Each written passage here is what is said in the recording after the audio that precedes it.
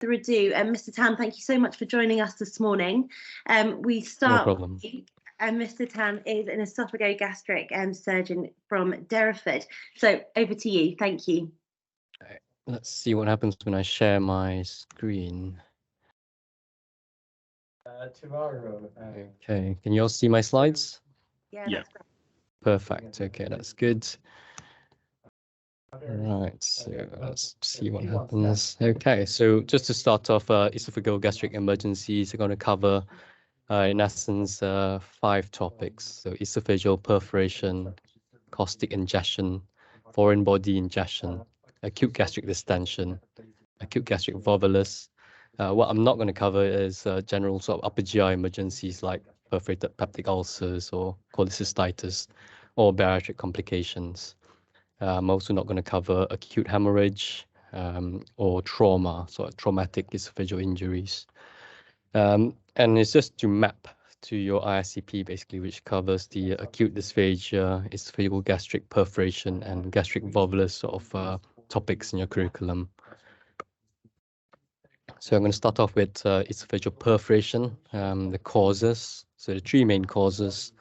The most well-known one is Burhoff syndrome. So that's actually Hermann Burhoff, who's a physician who first coined the term, and it's 90% of it is truly spontaneous, but in 10% there's an underlying cause, like there's a tumor or strictures in the esophagus that predispose to the area getting torn. And usually it's a single tear, 1 to 8 centimeters long, usually in the left postural lateral side above the GOJ. And it's associated with vomiting. Other causes are caustic and foreign body ingestion. I'll cover more about them in the next few slides. And then there's iatrogenic perforation and 0.03% risk in endoscopic diagnostic endoscopy. So when you do your OGDs, it's small risk. Tends to occur higher in patients with pathology in situ, such as if they have a pharyngeal pouch, have a stricture tumor, and the endoscopy is trying to navigate through it. Or you're doing endoscopy for intervention like dilatation, and the risk seems to vary between 0.5 to 25%, and it depends on what you're doing. If you're doing a dilatation for a stricture, it tends to be low, it's like 0.5%. But if you're dilating for, let's say, achalasia, it goes up to 2%. That's because of the balloon size you're using. Achalasia balloons tend to go up to 30 millimeters, so it's quite big. And you can do other therapies like thermal, laser, and stent placement. So thermal therapy, such as what's that called? Argon. It's 1 to 2% perforation risk. If you're doing stents, it's about 5 to 25% risk of perforation. And non-endoscopic procedures that can cause esophageal perforation would be operative ones, which is Haller's cardiomyotomy and fundoplication. Now, obviously, if you have questions, just put it in the chat and I'll answer as I go along. So what do patients normally present as? So I don't know whether you've all heard about Mechler's triad. Only 14% of patients present with Mechler's triad. It's basically 3 sort of symptoms and signs. It's chest pain with subcutaneous emphysema after a period of increased abdominal pressure, such as vomiting. Most patients rather have sort of varied presentation, so constant retrosternal pain that's severe, with or without epigastric pain. They will have dysphagia or dinophagia. They may be shocked with tachycardia, tachypnea, pyrexia, and rarely they'll have peritonism.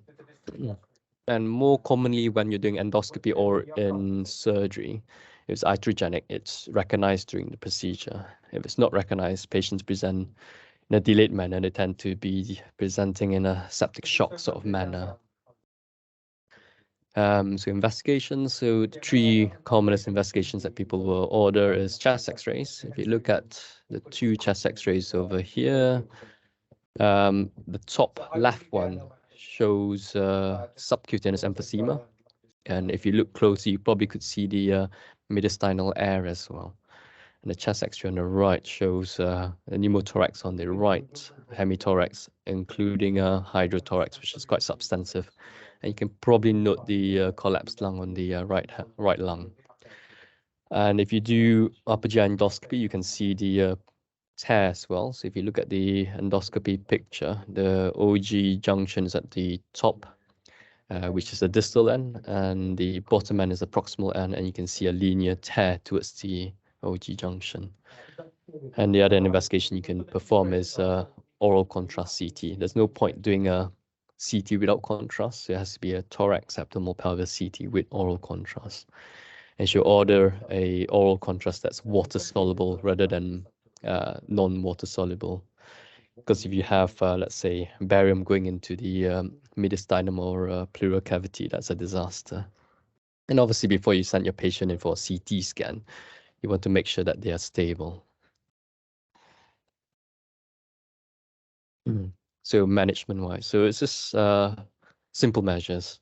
You want to make sure you're referring or speaking to a tertiary referral center. It's not because they're better at it, or it's because that they have the specialties that are more appropriate in caring for patients like that. Because you want critical care and ITU units which are happy dealing with chest patients, because you will have to go into the patient's chest. And if you don't have a unit that can support you in that, then you need to transfer the patient to a tertiary referral center.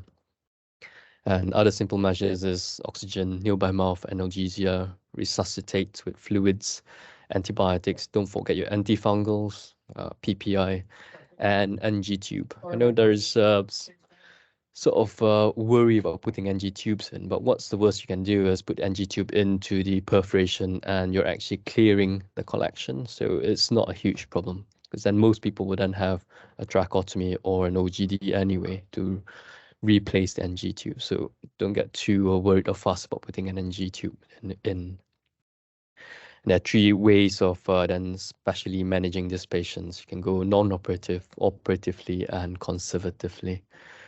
Non-operatively, you can use this method if the patient is stable and the presentation is early, such as it's noted during the procedure, endoscopic or surgical wise. You can put a chest drain in, put an endosponge in. I don't know whether any of you seen endosponges, but there's a picture of one of the systems from Braun. Different units use different methods. So in Cambridge and in Plymouth, we use a self-fabricated system. So we don't use the one from Braun. Then don't forget to put your NG tube in with NJ extension for feeding. And if there, let's say if it's a EMR perforation, so you're doing an EMR or ESD and it's a small perforation, you could consider putting in endoscopic clips such as Viper clips, or if it's a slightly larger one, you can put in a nitinol clip, which are bigger sort of crocodile clip.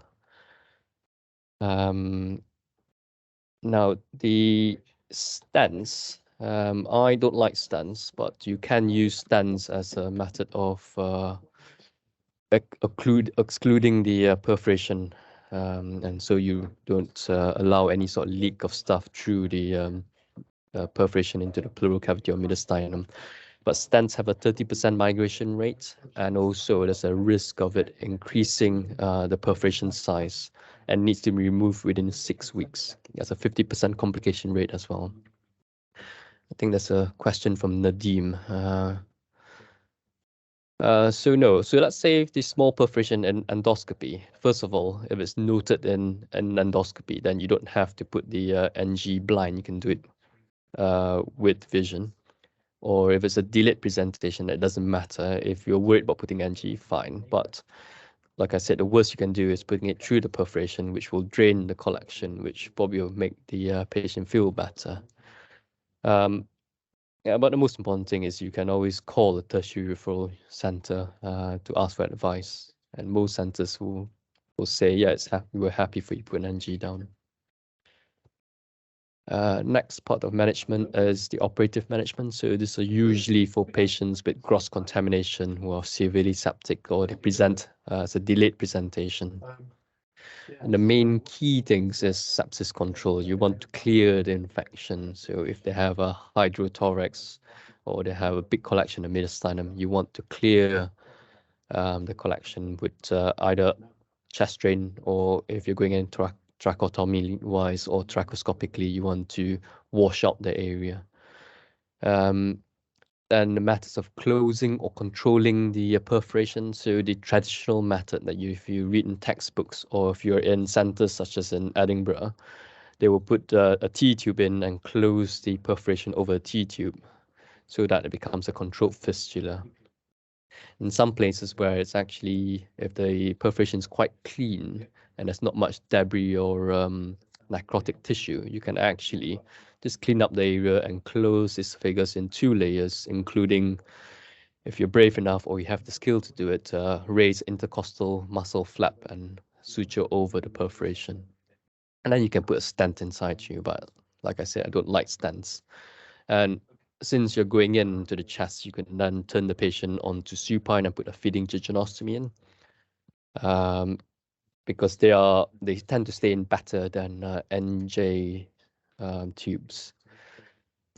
If your patient comes in with dead stomach, dead esophagus, or the perforation is so bad that the esophagus is fully transected, then you may have to consider resection or taking out esophagostomy and dropping the stomach back in.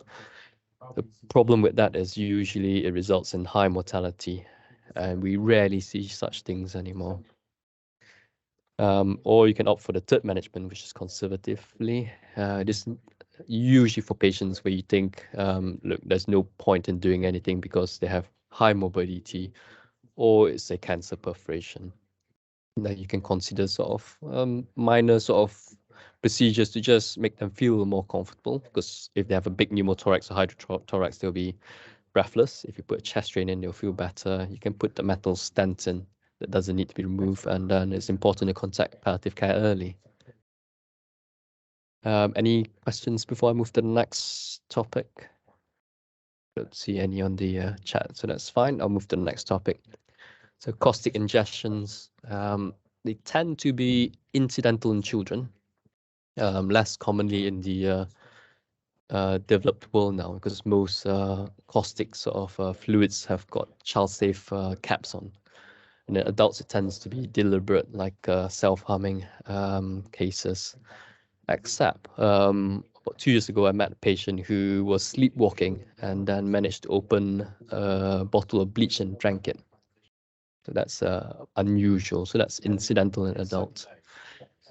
Acids tend to have a stronger systemic effect. And what I mean by that is acids tend to cause more of a calcium metabolism effects.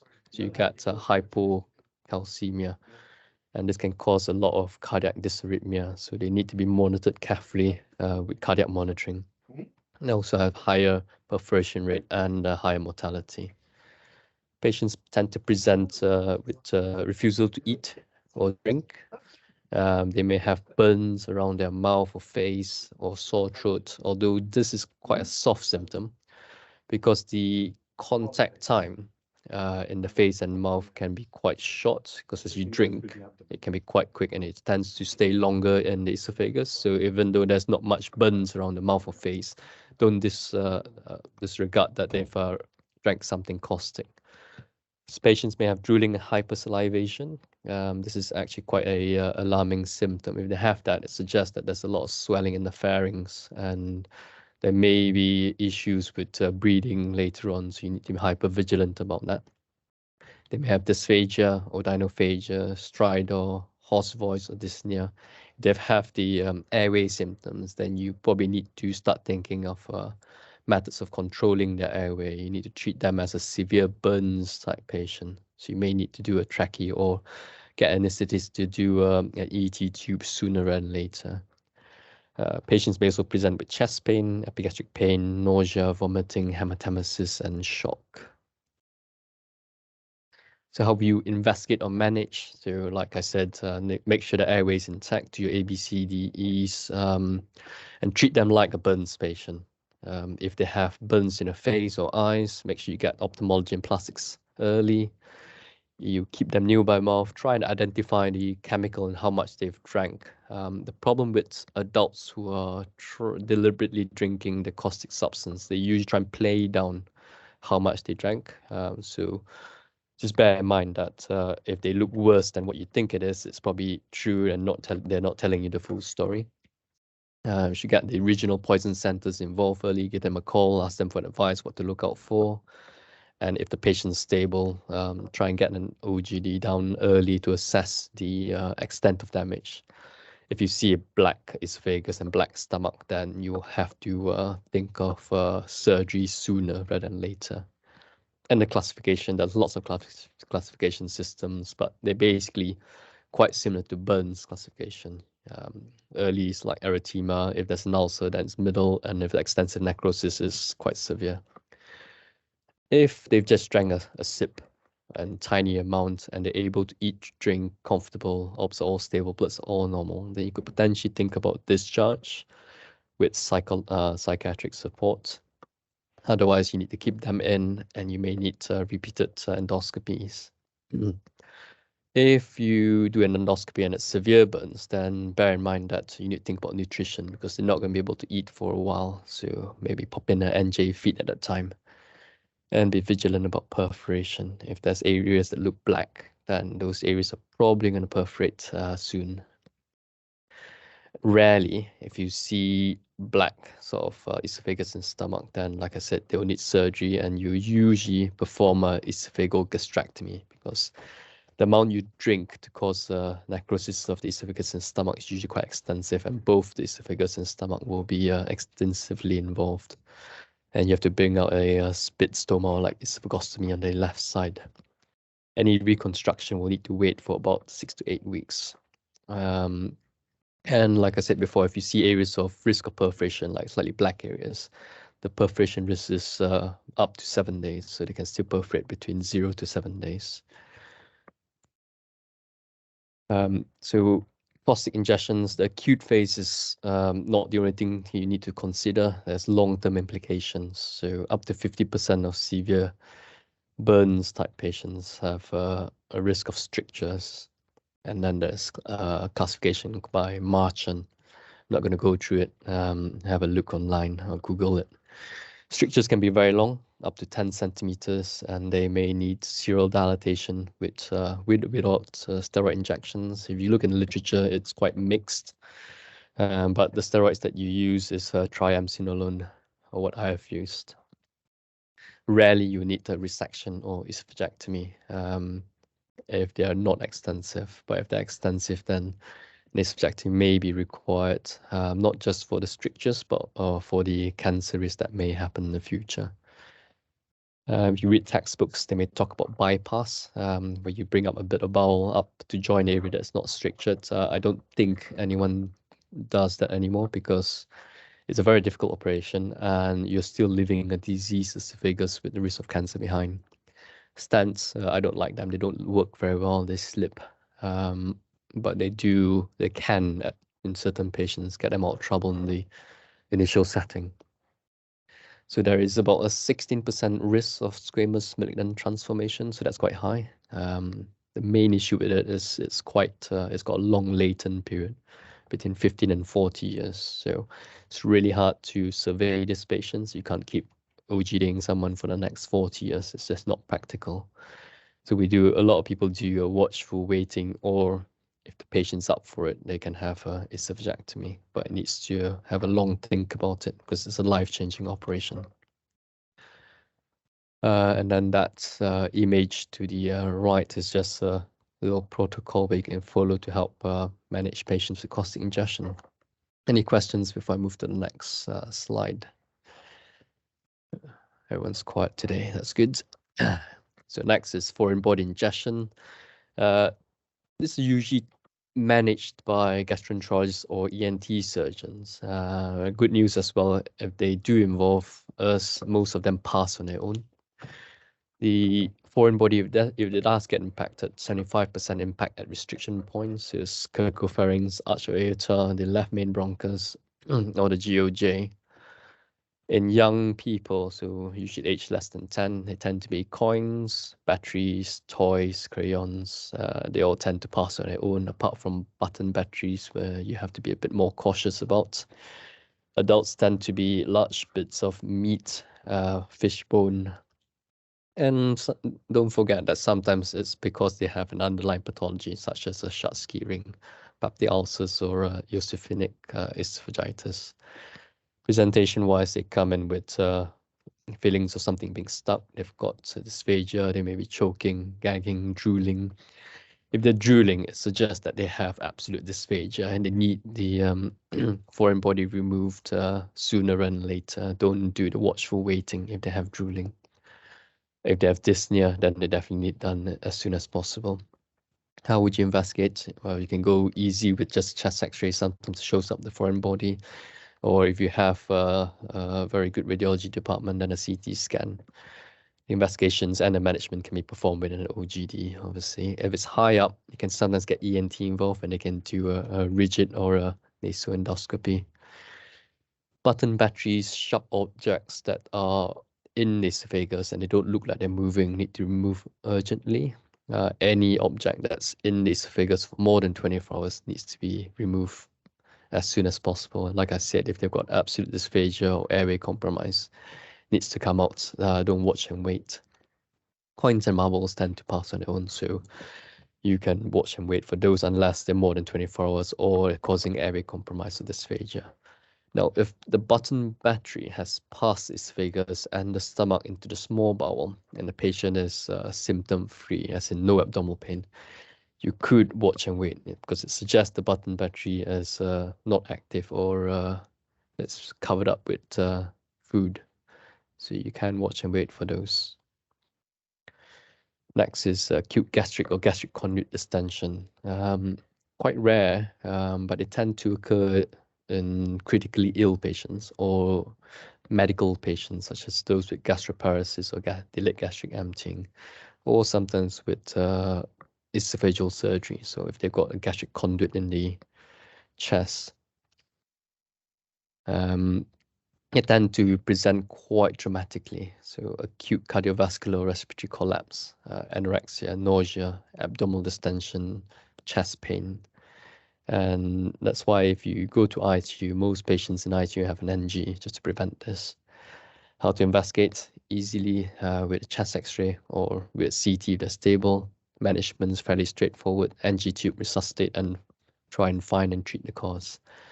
And this is a picture of a recent patient of mine with acute gastric conduit distension. So if you look at the chest x-ray on the left, most of the right hemithorax is covered by an opacity and the lung is quite squished up. And then if you look at the CT scan of the same patient, it's just filled with this really dilated conduit.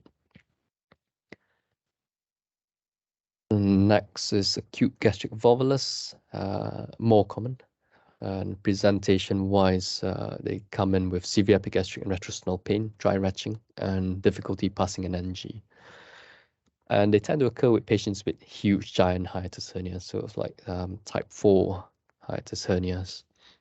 And about the 28% of patients with this sort of hernias can volve and strangulate. And most commonly, it's the organoaxial one, which is the A diagram. So the greater curve flips upwards into the superior section.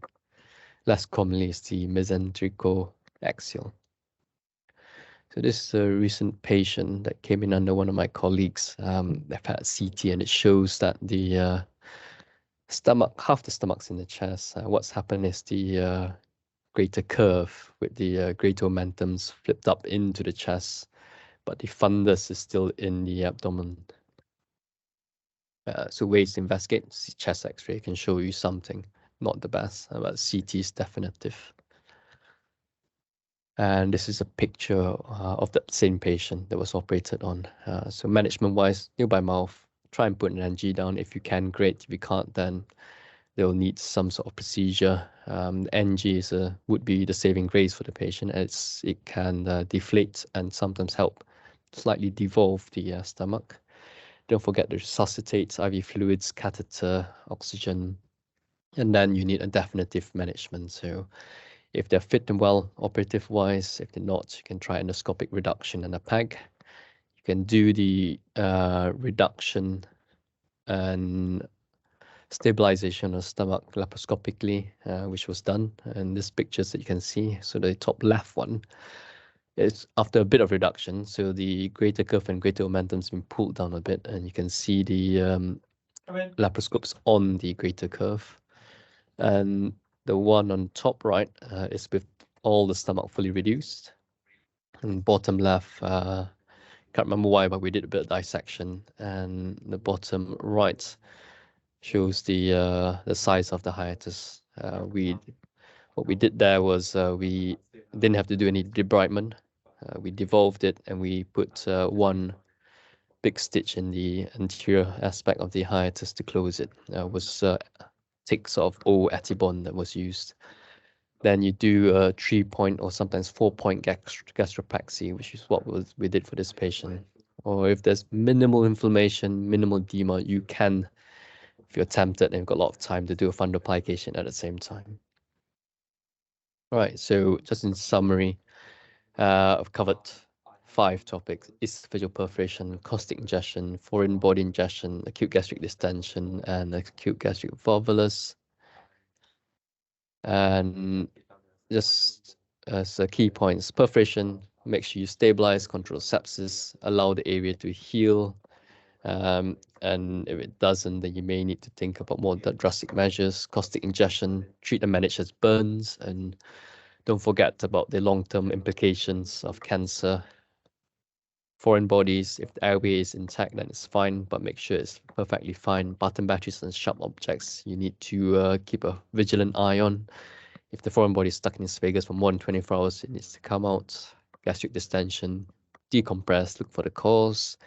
Gastric volvulus, resuscitate, get an NG down if you can, and it needs some sort of procedure to devolve and fix. I think Rosie's got a question. If the volvulus is managed conservatively, would you consider in the elective setting? So the problem is, the reason why the hiatus hernia evolves in the first place is because it's in the wrong space and it's fully mobile. If you put an NG down and the patient gets better, what will happen when you remove the NG is it will distend, it will probably try and evolve again. So it doesn't normally work very well. So you have to do something. Either if you think the patient is not fit enough, you can get an endoscopist, or if you're able to, you can put a peg in to just fix the stomach down. If the patient is fit enough, there's no real reason why you can't go in and do a PECSI or a fundoplication if you really, really want to. And then Nero's got a question. Would you ever mesh to help close the hiatus? So I don't like meshes. Meshes tend to cause more grief than good. But if the patient's hiatus is so flimsy and so big that you can't actually close it well enough with sutures, then you can use biologicals like Permacol. And you tend, if I did it, I tend to put it in the posterior bit where it rubs the least, because rubbing off meshes can cause issues, even though if it's Permacol. Right, any other questions?